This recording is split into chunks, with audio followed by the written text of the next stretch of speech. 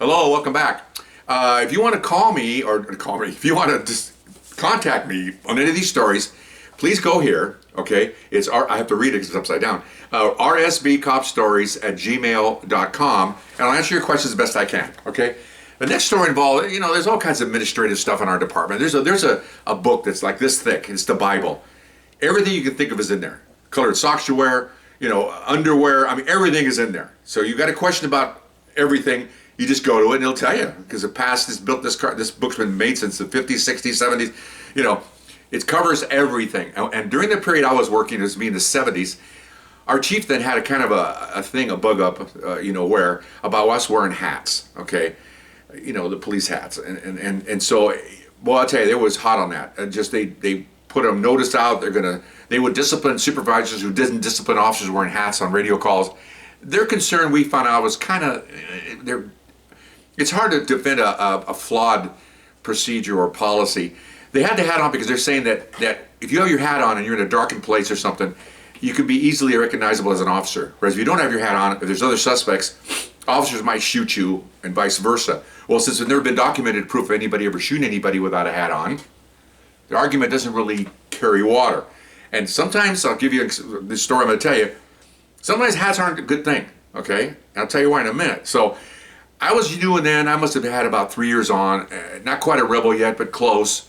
You go through seasons as a policeman. You're rookie, and then you're new rookie, which you're kind of learning stuff, and then you get the swagger one, we call it the John Wayne Syndrome. You walk around, I'm a bad guy, and then you get into the salty one where you kind of kick back. Well, I'm not going to do that. There's all kinds of stages that most guys go through, and women now, they do the same thing.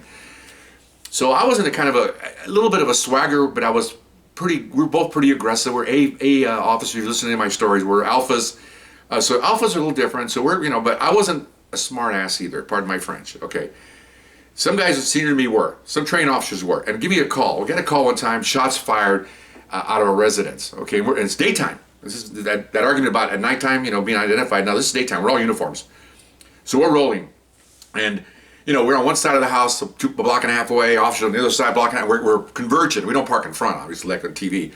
And guys have shotguns out and guns are out, and we're running to the scene. And guys are going by, and I'm running, and none of us have hats on because we're out. There's shots fired. Neighbors are screaming. The bullets are going through their ceilings and all kinds of stuff. So by the time we get there, the first units have already got there, ordered them out. The guy's already on the front lawn, proned out. They're putting the cuffs on him. They got a rifle, and he's drunk and whatever. Okay. So we're walking back to our car. Okay, now, this is, other than maybe a jet pilot, and when I was in Vietnam, this is like the third most dangerous thing we do, is going to a call with shots fired. And cops run to these calls. This is what we do. Here's a supervisor, fresh sergeant walking around with a clipboard, writing down names of guys who don't have their hats on. And he's going to write in his log. It's going to go to the captain. The captain's getting pressured, putting these stupid hats on. And of course, he just can't write it down. He has to go, we're all getting in our cars, like 6 or 8 of us, getting in our cars, and of course, before we can drive off, he's already waving us down, and now he gives us a lecture about wearing hats. And a lecture wearing hats, when I became a supervisor, would have been, hey, just you wear your hats, you're killing me. And that's it, I walked away. No, he got to get out and quote the book, the book number, because everything in the book has a number assigned to it, so you can find it, kind of like a Dewey Decimal System. You want to find that. You want to find a hat, you look up hats, and it says 1.277, page 25. Oh, and there it is. I mean, come on, who does that? But some of these sergeants are all book guys, and he's quoting the book, and he's talking about, it's a policy, and he's trying to be a little serious. It's a danger to your lives. And you lost me on the Dewey Decimal thing. I just kind of my head went down like, okay, you lost me. My guys have glassed over. Okay, fine. So we drive off, and then I hear him on the radio, this same supervisor, give me car so-and-so. And then they meet him, and I know what he's doing. He's got his checklist, and he's making sure he checks it off, that he counseled everybody on hat wearing, okay? Nobody had a hat, except him, okay? Well, why we all didn't have hats? We're busy. And you know why he had his hat on? Because he's in the back of the line, okay? Tell you what, you come up front and accept those gunfire, maybe you'll change your mind about stupid hats. Anyway, okay, so that happened, and we had gun calls. I mean, I said probably once a week, man with gun calls. And, a robbery at a store. I mean, we're working East LA. It's pretty violent here. We got, drive-by shootings, guns going off all the time. So the next call is a week later. And again, shots fired at a business, so we're rolling. And we're a little late. So late meaning like 40 seconds late. Remember now, these calls go out, they're very dangerous, and we go there quickly to protect the public. I mean, that's why we're there. You know, we could have protected ourselves, not go.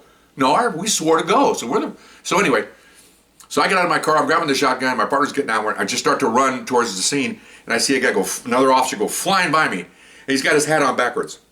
And I'm running, I'm kind of laughing, going, well, that looks funny. And there's his partner over here on the other side, he's got his hat on backwards. Okay, there they go. So,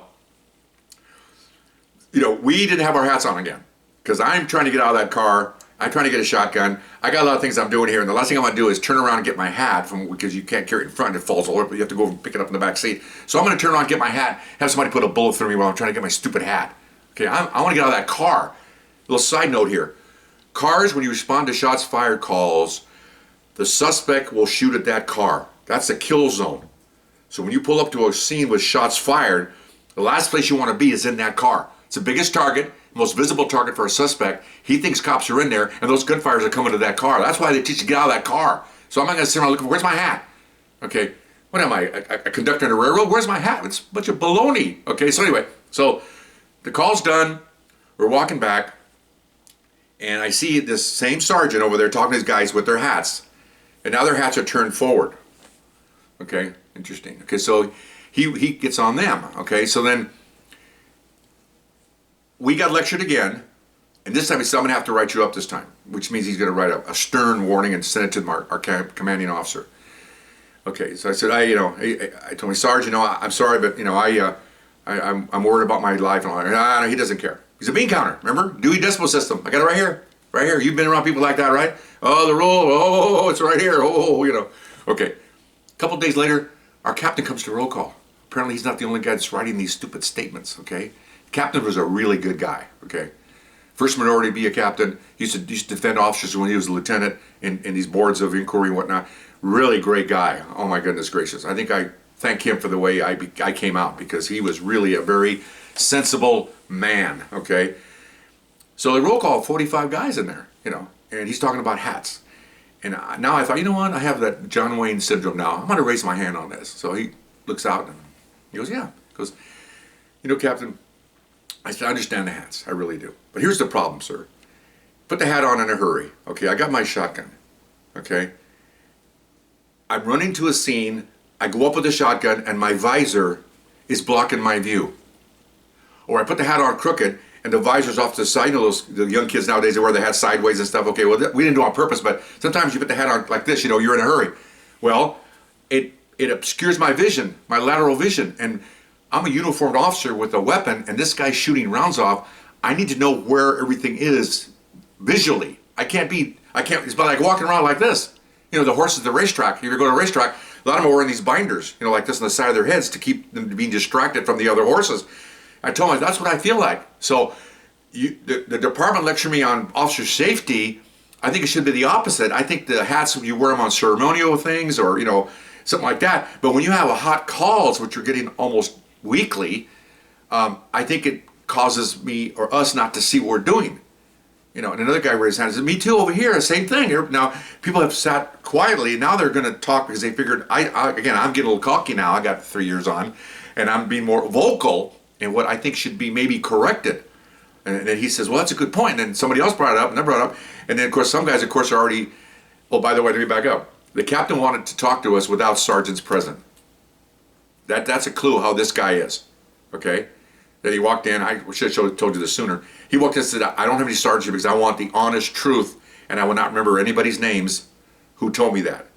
Now, here's a guy that, another side note, 240 officers in this division. He knew every single officer's first name and their wife's first name.